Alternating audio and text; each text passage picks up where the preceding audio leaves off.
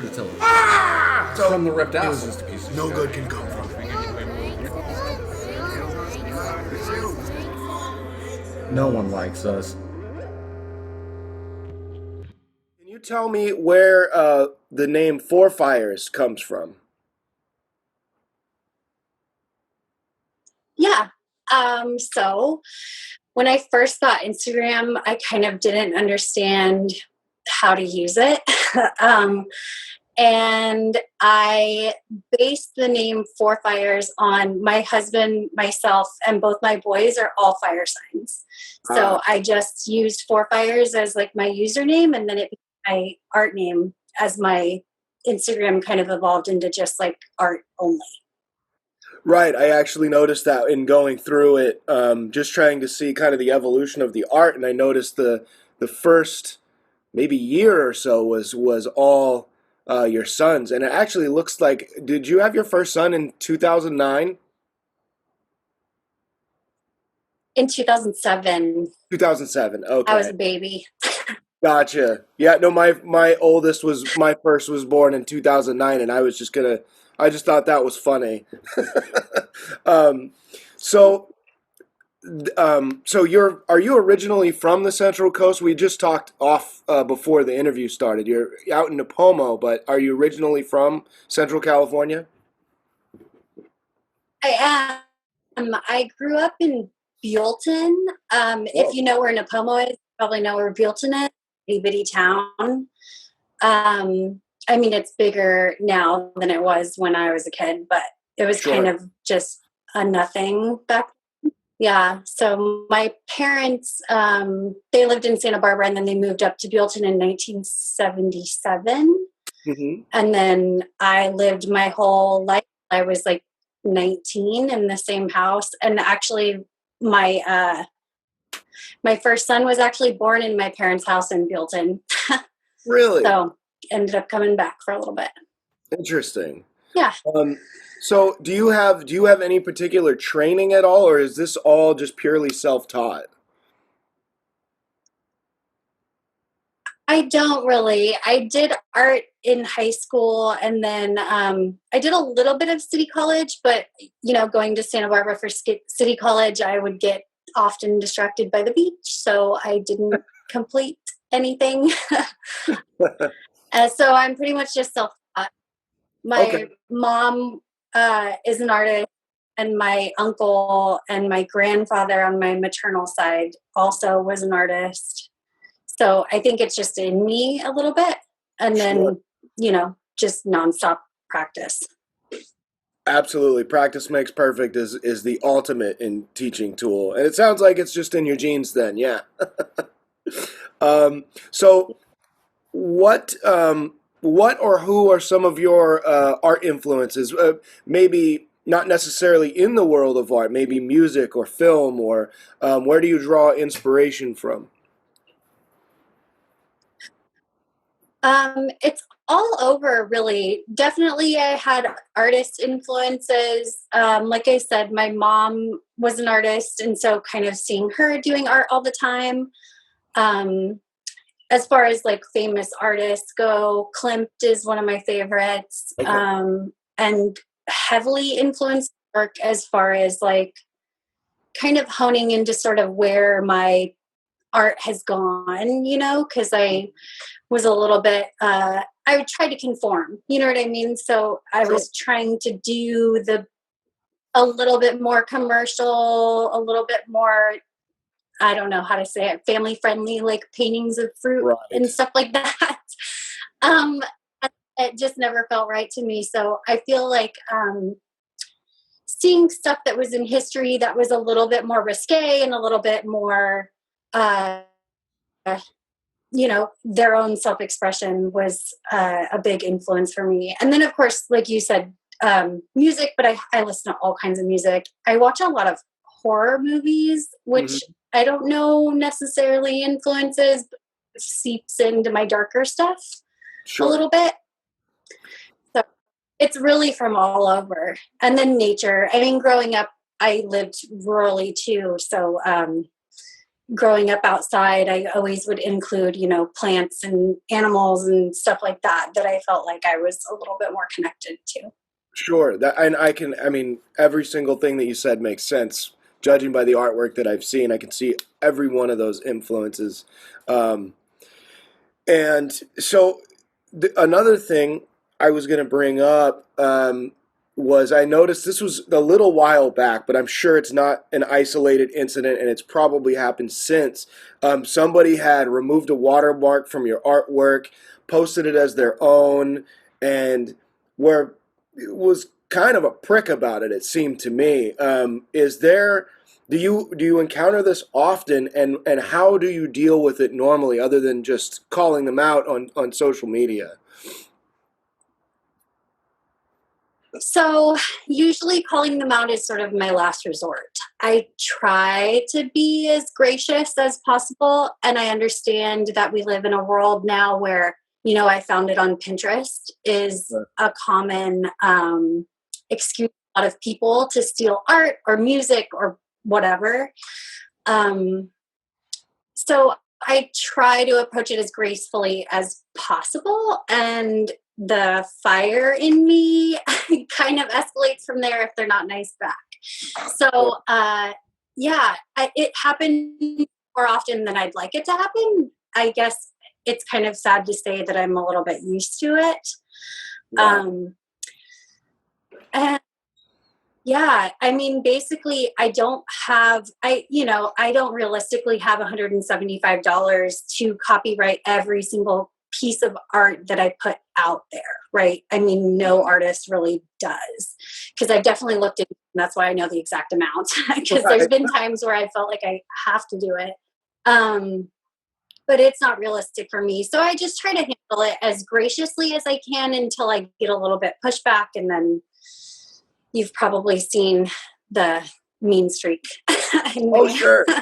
No, I'm very much the same. In pretty much all aspects, I'm extremely polite to everybody, but there is a very thin gray line between I'm being the most polite person you ever met to now we've got Right. you forever. So of course, I completely understand. So, do you have any recommendations for maybe other artists that go through similar circumstances? Yeah, I mean, I'd say initially, take a deep breath, be as nice as you can to start with, because a lot of the time, sometimes I'll get, in the past, I've been very reactionary and I've been angry and I've been rude to people kind of right off the bat just because I've been irritated to see Sure. something being stolen. But I've learned through having to deal with it so many times that, take a breath, write something, hey, I saw this. I just want to let you know it's mine. I understand if you didn't know. Can we resolve this kind of thing? Sure. And then go from there. And I mean, if people are jerks, you're going to have to defend yourself, obviously. Don't let anyone step on you, but try to kind of take baby steps before it gets to that point. Because, in the end, it's sort of a unending battle. Because a lot of the time, by the time I see the photo that's been changed, it's already been posted on a bigger account where somebody else has taken it. It's been screenshot a zillion times. I'm never going to track it down. I'm never going to really get it completely gone. Sure. So I think that's why a lot of times people can be defensive. It's like, oh, I saw it here just like this, so I didn't know, Right. It's the exponential theft. One person took it, and then three people screenshotted it from them, and so it goes on down the line Exactly. until. Right. Absolutely.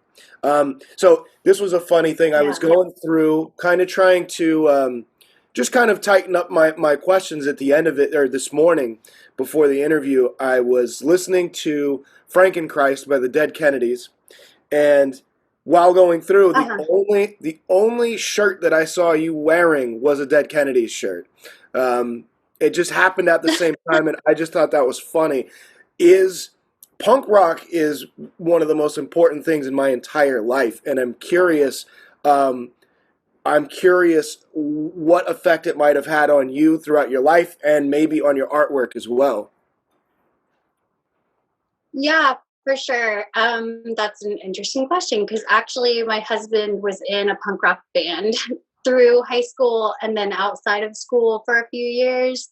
He did Warped Tour for a few years. Okay.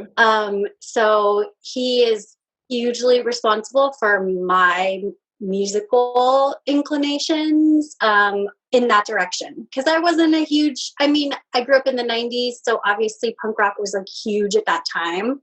Sure. But it wasn't something that I sort of appreciated the same way until he was in my life. And so it definitely has changed my artwork and my, points of view. I love the fact that a lot of the time, punk rock was like so political back in the 90s and stuff. And they've always sort of maintained that anarchist vibe of like, just talking shit basically, but putting it in music and keeping it relevant time. So I totally appreciate that. And I love, I love anything that's just a raw expression of that self, so music, obviously art, anything like that, is just like, here I am, I'm in your face, fucking deal with it. There it is, sorry, I don't know if I can curse.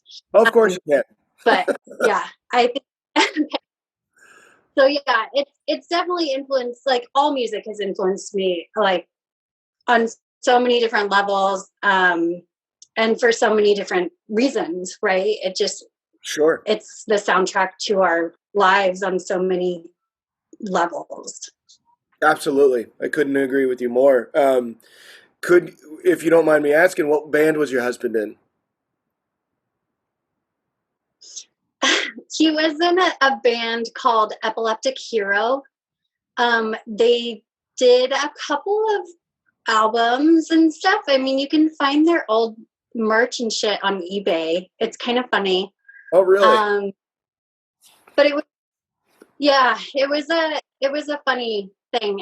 They started in high school. It was just a little high school band, and then they kind of went on from there, and they just ended up, the people that he was in it with, the guys he was in it with, kind of had connections that got them into doing Warped Tour and doing that type of stuff. And yeah, they did that for a few years, but then they broke up in, I think, 2004 or 5. So it was not super long lived, but it was a huge part of his life, Sure. touring and the whole thing. Yeah, that's an amazing thing that few people get to do. And that's really wonderful that he's got that to look back on. So my personal, it's difficult to pick a favorite, but I go with this one as my favorite because it jumped out at me. It's actually the only one I've bought so far. I apologize. I'll buy more, I promise. But fucking Retrograde, just, it grabbed me so heavily as soon as I saw it. I'm like, I need this. I was driving back from doing a gig in Vegas and stopped at a random spot. To charge my phone for a little while, and was going through Instagram and saw that, and I think you had discounted at the time. I'm like, all right, this is Kismet. I need this. I bought it. It showed up a couple days later. It's still hanging in my studio, and I'm wondering about that. Is there anything particular that came from, or was it just happenstance inspiration that you happen to just throw down real quick? Well, thank you, first of all, for buying it. I appreciate that, and having it in your studio. That's awesome. It was definitely an emotional time for me at that time. The circumstances were a little bit of everything kind of coming together at once, not in a good way, if that makes sense. So a lot of different things compiling, leading me to that point. And if you notice, the girl has 2 different colored hair. It's pink and blue. And at the time, that's what my hair looked like. And I've been told that I put a piece of in all of my artwork. And it was sort of just something that came out for me going through a hard time, and it's kind of the way that I deal with a lot of emotions. So putting it out on paper, a lot of the time my artwork is influenced by whatever's happening in my life. It wasn't anything serious. It was just more a lot of bad things at once, and retrograde happened to be happening at the same time, and I was like, fuck retrograde. This is all awful, and I to get this out on paper because maybe it'll like shift things for me to like get it out, you know. Absolutely. But It it's seems. I'm sorry. Go ahead. Oh, sorry. It's also one of my favorite pieces, and it's been one of my most popular ones because I feel like people can relate to it. You just feel kind of beat up by life, you know, and that was sort of where I was feeling. Absolutely. That's literally what I got from it. Even when things are good, still sometimes you can feel a little bruised and beat down. And Yeah, so absolutely. you that's and obviously I can see that there's got to be a great deal of you inside your artwork. Going through it today, I saw more and more that looked more like self-portraits to me than they did before. Once I really went through everything, and it's great to have this outlet and be so talented at it. Does you know what? Before I go on, speaking of this retrograde and that, I did notice a lot of there is a lot of I'm sorry, I forgot the word all of a sudden. Astrology seems to be there seems to be a little bit Yeah. involved in certain things. Is that something that you hold close to, or is it something that just interests you, or is it a big mover in your life?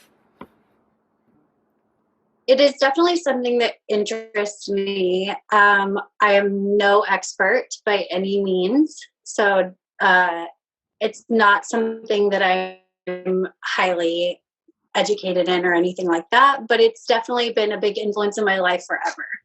I remember my mom, when I was little, she had an astrology book from the 70s, and I used to just read it all the time as a kid, you know, not understanding it or anything. And mostly I liked it because of the artwork. I loved the artwork in it. I'm trying to remember the name of it. It was like this cool old red book with the gold foil lettering. And I think, it was called The Complete Astrologer, but complete was spelled wrong. So that always was something that I remembered for some reason. Was it spelled The artwork was amazing. I'm sorry, was it spelled Compleat?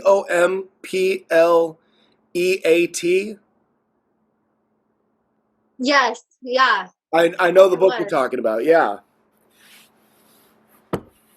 Yeah, so my mom had one of the original publications of it from the early 70s, and I would just spend hours looking at the artwork. I love the symbology. I love the way that different signs were represented by the different artwork. I loved reading about the traits of people that were supposed to be aligned with the stars. I just thought it was such a neat thing, even at a young age, and it's definitely stuck with me as an adult. That's very interesting subject matter. I don't necessarily put a lot of stock in it, but I still read about it all the time. It's wildly interesting to me. So you said that retrograde is one of your definitely one of your more favorite pieces. Do you have a specific one that sticks out as your very favorite? Something that I don't like to call myself an artist. I paint, but I feel like Henry Rollins said it best. Once you call yourself a writer or an artist, you're putting yourself in the same realm as people like Herbert Selby Jr. and Aldous Huxley and Salvador Dali, and that's just not fair to do. And I definitely feel that way. So I hesitate to call myself an artist, but I definitely have a few where I've done them, only a few where I've gone, this is exactly what I meant to do, and I'm really, really happy with it. Do you have a specific favorite or a few? And does that feeling I'm trying to convey, does that make sense? Is that something you get as well? Yes, definitely. And I don't necessarily think that I have one that I can pick out as a favorite. I've done a couple series that I really like. I call it Nature Lover series. There's one with a girl with like purple hair and she has a mushroom ball gag. Mm-hmm. And then I did a bunch of them after that. That's sort of this nature with bondage type thing. And I love them. It's one of the only series of art that I keep in my own studio. Oops, sorry. That's okay. But I've definitely had paintings that I've done that I felt so extremely proud of, and I've, for commissions, I did one time that was a little bit larger. It's kind of an older piece of a woman with two wolves, and it was a commission, so I couldn't keep it or reproduce it or anything, and I still have like an attachment to it. Sure. Whenever I see it, I get kind of sad that I didn't get to keep it. But yeah, I think I definitely, I'm my own worst critic when it comes to anything that I make. So, sometimes if I look at stuff for too long, I hate it, even if I loved it to begin with, or I bring it out later and I'm like, oh shit, this was really good. And I thought it sucked, so it's always up and down. I do the exact same thing across the board with any type of art I've ever put together, music or anything. I do the same thing. So do you, are there, I'm sorry, I am getting ahead of myself. Do you have a preferred medium? It seems like, I've seen charcoal, I've seen a number of different things. Is there a particular one that you prefer? And is there something that you are planning on branching out into, a different type of medium that maybe you aren't comfortable with yet or have not delved very deep into? Yeah. So if you went back in my Instagram a little bit, you probably saw that most of my artwork that I started posting earlier on was black and white. Yes. I did a lot of pen and ink. I did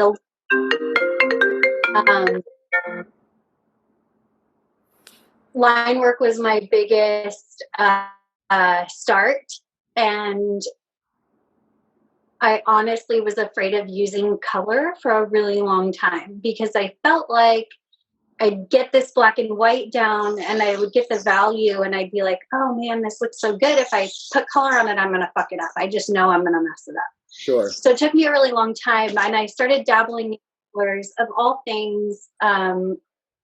I was always afraid to use watercolor, and I had always heard that it was very hard to control and all this stuff. And I'm sort of a control freak with the way that I draw. I'm very precise about stuff. Yeah. In fact, my high school art teacher told me not a painter, and I would never be a painter because I was too controlled, which affected my thought process on anything that I painted. I was like, oh, I'm supposed to be, loosey-goosey, big brush strokes. But I realized that, not every style person. So I started doing watercolor, and that's become pretty much a staple in everything I do. Even the wood panels that I've been doing lately, I've been doing watercolor on them. Mm-hmm. And then I mix in a lot of, sorry, I'm looking at my stuff right now, but I do a lot of, like, I don't know if you're familiar with Copic markers. Oh, yes. So I like markers too. I just started learning how to use markers. Yeah, the type that you can sort of blend a little bit. I have water soluble markers too that aren't really meant to be watercolor, but I make them that way. Yeah. So work with watercolor. I've done some acrylic, usually on my big stuff, and that's kind of it's kind of few and far between. I don't feel as in control of it as I do with watercolor, so I'm not 100% comfortable with it yet. And then as far as branching out, I, on a whim, bought like $200 worth of oil paints, even though I've never friggin' oil painted in my life. So they are sitting here collecting dust and making me feel guilty, and I'll probably pull them out soon. I kid you not. I've worked predominantly in acrylics, and I have a lot of old woodcraft markers that I like, but I have a little set of oil paints that sit at the corner of my drafting desk, and they've been there for 2 years. I haven't touched them. I've never painted in oil one time. um, so I'm so scared of it. And it's funny because when I say that to people who oil paint, they're like, man, I don't know how you do acrylic because it's not forgiving at all. It dries so fast. I'm like, that's what I like. I'm too impatient. I feel like oil paint just sounds so stressful. Like, I'm such an impatient person. I have a heat gun for my watercolors. Like, I am the worst. So I probably would like burn my oil paints trying to put a heat gun on them or something. I But I'll could get there eventually. I could not be any more on your wavelength. I'm right there with you. So are there other artists that maybe other people should be aware of, contemporaries of yours, or maybe just people that people have not heard enough about? Yeah, absolutely. I mean, I always have to plug my best art wife, Veronica Steiner. She goes by V Steiner on Instagram. Okay. She is absolutely incredible. She is a master at watercolors, specifically nature themed things. And my entire house, honestly, is a Veronica shrine. All the artwork in my house basically is hers. And it's because people will come over and be like, oh, did you paint this? I'm like, no, none of this is mine. This is my friend's artwork. And she also does amazing oil paintings. Gosh, I have so many art friends. Off the top of my head, she definitely is one that needs some more credit. I actually just bought a painting from a girl that I met in New York last year. She goes by Dreamy Guts on Instagram, I think with 2 S's. Dreamy Guts. And her first name is, yeah, her first name is Tia. She is amazing too. And I feel like she definitely deserves a lot more exposure for her work. Yeah, I could give you such a list. I have so many art friends. If you're down, I will a whole bunch of people to follow. Please, just because I'm a little bit nervous, I'm not. My brain is touching.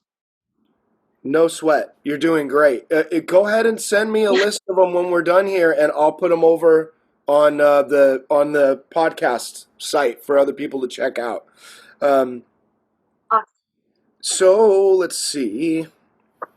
Are there any other things outside of out and out art, outside of painting? Do you have other artwork that you like to do? Do you play any instruments, or do you do photography? I thought maybe you do, or is there any other methods of creating art that you enjoy? Yeah, absolutely. Probably to a fault. I always have a zillion things going, and I'm addicted to buying new craft stuff. So I love photography. That's actually something that I have done in the past. I actually was a little bit of a brat because back when I was doing photography, it was film only. It was before digital cameras were really a thing or accessible. Mm-hmm. And I kind of threw the towel in on a while. I was like a little snob, like, oh, I did photography before everybody. And so I kind of, obviously get with the times and got myself a digital camera and a little less of an attitude. So I do photography very much for myself. I would never sell it. I would never, it's nothing like that. Totally hobby, but I love doing it. I sew, but it's something that I do for myself more than anything else. Yeah, I like to make little clay stuff. I don't know. I kind of have a lot of different things that I like to do, and they're spread out all over the place. And some of them don't get enough attention. And yeah, the mind of a creative is just kind of always going. But I'm not musically inclined at all. If you handed me an instrument, you would immediately leave the room. So that's not. Okay, so where can I know you're on Etsy? Is that the only place where people can buy your artwork, or is there any other avenues people can take to get to your stuff? Right now, just Etsy. I was working on trying to leave Etsy and do a website, and I had a lot of help from a really good friend getting it all set up. And then I kind of got burnt out on trying to figure it out because it was very hard for me, and I'm not a technical person at all. So yes, Etsy right now. Hopefully soon I'll get my shit together and get a better website, but that's it for now. Okay, fantastic. And I'm just about done here. Do you have any final thoughts, advice for the people out there that might be listening, aspiring artists, anybody at all? Sure. It's the number one thing that I tell to people when they ask me for any sort of advice on doing artwork. I'll touch back a little bit actually on what you said about the Henry Rollins quote. I struggled for a really long time calling myself an artist, and it was because of the fact that I would compare myself to other artists. So the number one thing that I tell people is never compare yourself. There's a reason that you are who you are and what you create, and your art is just as individual as yourself. So just don't compare yourself. Don't be too hard on yourself, and keep doing whatever it is that you love to do. Don't let anyone else influence it. Perfect. Thank you so much for doing this. It's been a pleasure to talk to you. I absolutely admire your artwork. If you saw my stuff, you'd probably understand why.